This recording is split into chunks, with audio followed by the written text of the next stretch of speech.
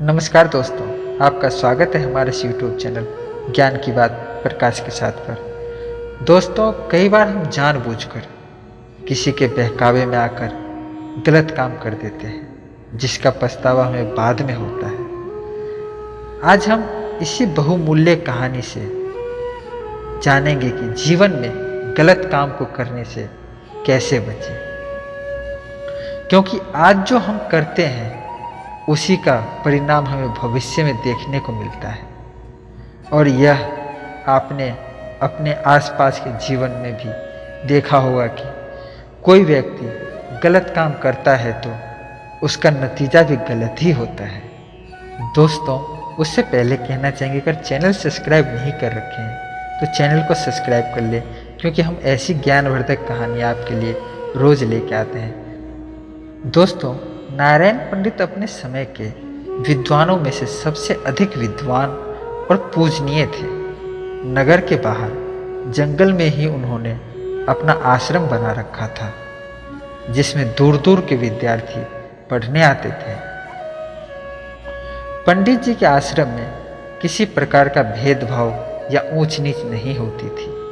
राजा का बेटा हो या रंग का, सभी को एक समान रूप से शिक्षा दीक्षा दी जाती थी। पंडित जी की एक ही पुत्री थी, जो तेजी से युवावस्था की ओर बढ़ रही थी। पंडित जी चाहते थे कि जल्दी से जल्दी योग्य वर ढूंढकर उसका विवाह कर दें और इस फर्ज से मुक्त हो जाए। उनकी बेटी बड़ी सुशील और बुद्धिमान थी। पंडित जी ऐसे ही नेक और बुद्धिमान युवक उसके लिए ढूंढना चाहते थे। एक दिन पंडित जी ने मन में विचार किया कि क्यों ना मैं अपने सभी शिष्यों की परीक्षा लूं। इन सब में जो भी सबसे अधिक बुद्धिमान होगा उसी से मैं अपनी बेटी की शादी कर दूंगा।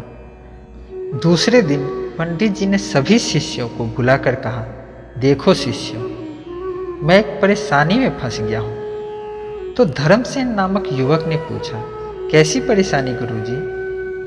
तो गुरुजी बोले, बात दरअसल ऐसी है कि मेरी बेटी विवाह योग्य हो गई है और आज तक उसके विवाह के लिए मैंने कुछ भी बचा कर नहीं रखा।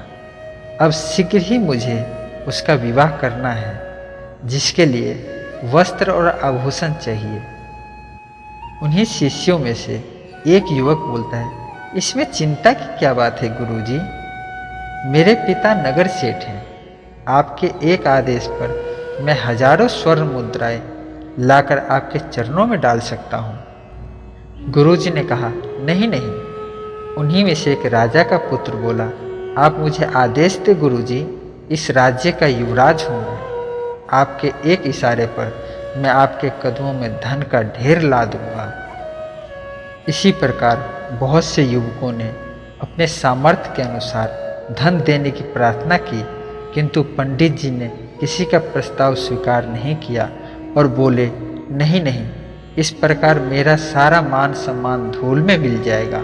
लोग कहेंगे कि नारायण पंडित ने भिक्षा लेकर बेटी के हाथ पीले किए हैं। फिर युवराज बोले, फिर आप ही कोई रास्ता बताइए गुरुजी कि इस समस्या का समाधान कैसे हो।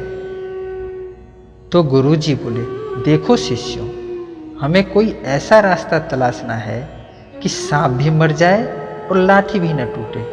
तुम सभी थोड़ा थोड़ा सामान जहाँ तहाँ से चोरी करके ले आओ, मगर इस बात का ध्यान रहे कि इस चोरी का किसी को पता नहीं चलना चाहिए।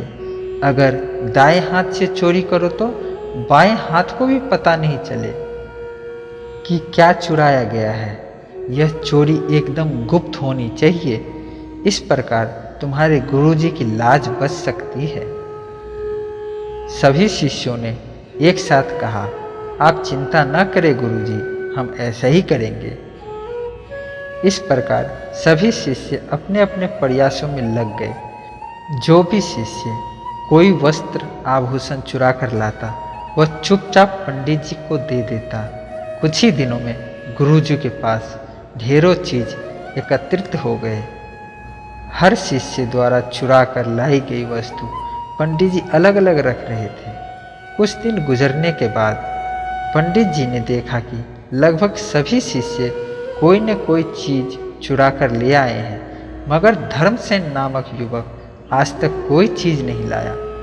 अंततः एक दिन उन्होंने सभी विद्यार्थियों को एकत्रित किया और बोले, धर्मसेन, हमारे हर शिष्य ने अपनी सामर्थ्य के अनुसार चोरी करके हमें कुछ न कुछ लाकर दिया है, मगर इतने दिन गुजर जाने के बाद भी तुम कोई वस्तु चुरा कर नहीं ला सके।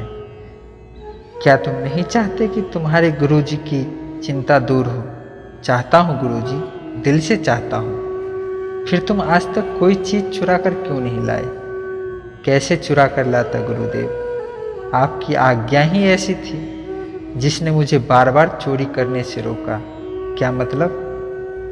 पंडित जी ने पैनी नज़र से उसकी ओर देखने लगे और अन्य शिष्यों ने भी चौंक कर उसकी ओर देखा कि गुरुजी ने स्वयं चोरी करके लाने को कहा था। फिर यह किस आज्ञा की बात कर रहा है?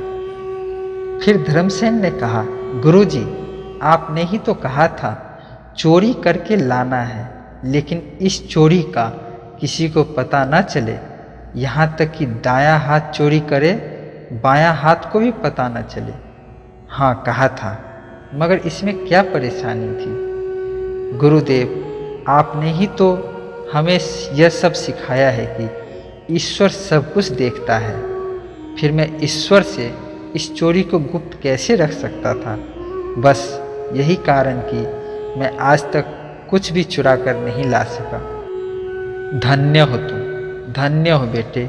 पंडित जी ने शाबाशी से उसकी पीठ ठोकर सभी छात्रों के सामने उसे सीने से लगा लिया और बोले, तुम मेरे सच्चे शिष्य हो। फिर अन्य शिष्यों से मुखातिब होकर बोले, देखो शिष्यों, मुझे इस बात की खुशी है कि तुम सब मेरे आज्ञाकारी शिष्य हो और तुम सब ने मेरी आज्ञा का पालन किया है। मगर मेरे बच्चों, आज मैं तुम्हें एक शिक्षा और देता हूँ। यदि माँ बाप, भाई बहन, यहाँ तक कि यदि कोई गुरु भी किसी गलत कार्य को करने के लिए कहे तो भी जीवन में कोई गलत कार्य नहीं करना। तुम लोगों की बुद्धि, परीक्षा और अपनी पुत्री के लिए योग्य वर ढूंढने हेतु ही मैंने ये सब नाटक किया था। धर्मसेन को मैं अपनी पुत्री का योग्य वर मानता हूँ। आशा है इस पाठ से तुम सभी ने एक नया सबक सीखा होगा। जाओ, अब जो जो वस्तु तुम जहाँ जहाँ से चोरी करके लाए हो, क्षमा मांगकर सभी वस्तुएं वापस कराओ। गुरुदेव, हम मानते हैं कि भाई धर्मसेन हम सबसे योग्य हैं। हम इसे गुरु जमाता के रूप में स्वीकार करते हैं। सभी शिष्यों ने एक स्वर में कहा और धर्मसेन को कंधों पर उठाकर खुशी से नाचने लगे। तो दोस्तों, ऐसी ज्ञानवर्धक कहानी सुनने के लिए हमारे इस चैनल को सब्सक्राइब कर लें और कमेंट में जय श्री राम जरूर लिखें। वीडियो को एक लाइक भी कर दें। तो दोस्तों, फिर मिलते हैं अगली कहानी में। तब तक के लिए जय श्री राम, राधे राधे दोस्तों।